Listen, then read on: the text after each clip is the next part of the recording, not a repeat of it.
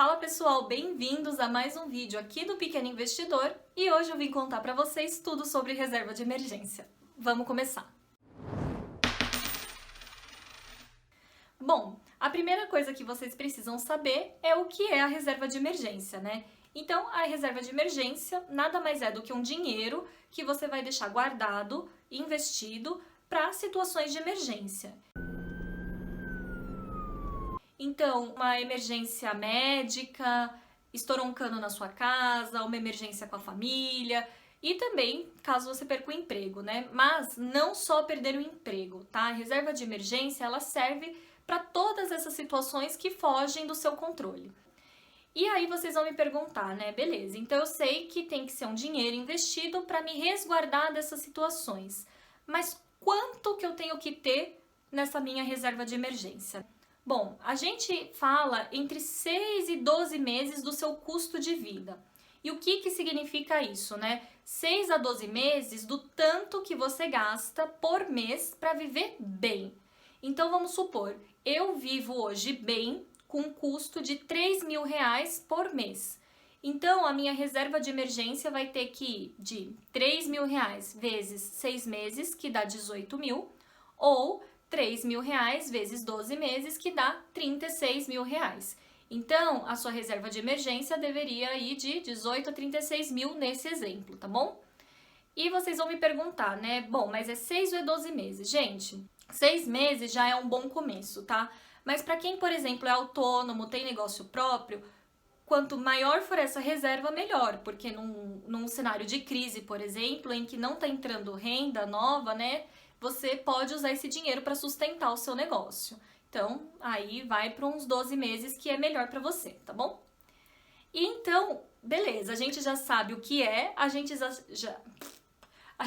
sabe o que é, a gente já sabe o quanto que a gente deveria ter nessa reserva e onde agora a gente tem que deixar esse dinheiro. Então, a reserva de emergência, ela tem que ficar em um investimento que tenha altíssima liquidez, ou seja, que você possa resgatar o quanto antes, porque se é uma emergência, não dá para você pegar um investimento que você resgate daqui 5 dias.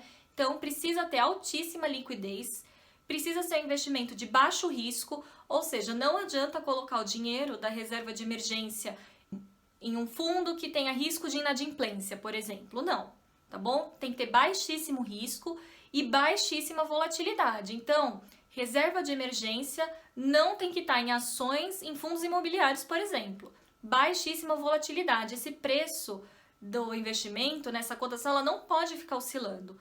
Por quê? Porque se esse dinheiro é para te resguardar numa situação de emergência, não dá para você correr o risco desse dinheiro estar menor quando você precisar resgatar, tá bom? Então precisa ter baixíssima volatilidade. E aí, o que a gente tem hoje que tem essas 3 características, né? Então, a gente tem uma conta corrente remunerada, como o Nubank, por exemplo. A gente tem fundo DI. A gente tem CDBs com liquidez diária. Prestem atenção, CDBs com liquidez diária.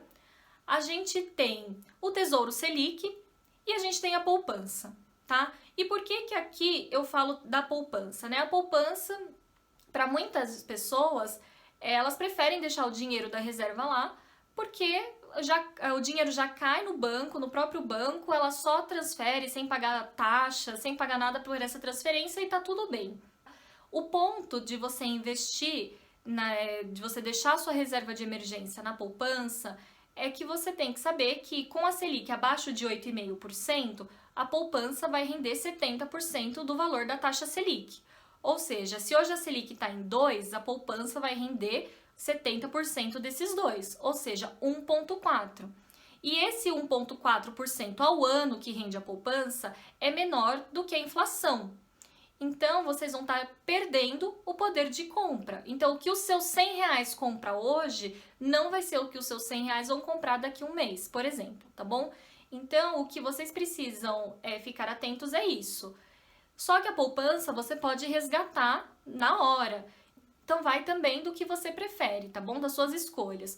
O Tesouro Selic, por exemplo, é muito seguro e ele rende a taxa Selic, tá bom? Apesar de render um pouco menos que a inflação também. Então vai do que for mais adequado ao perfil de vocês, tá bom? O que é muito importante é que vocês deixem esse dinheiro em um local que tem altíssima liquidez, baixo risco e baixa volatilidade, beleza? Gente, não deixem de fazer a reserva de emergência de vocês, tá bom?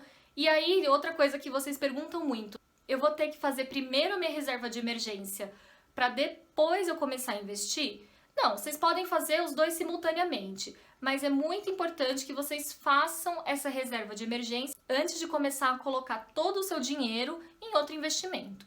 Então não deixem de fazer sua reserva de emergência, comentem aqui se essas dicas foram úteis para vocês e não deixem de deixar o like de vocês e compartilhar com seus amigos. Um beijo e até o próximo vídeo.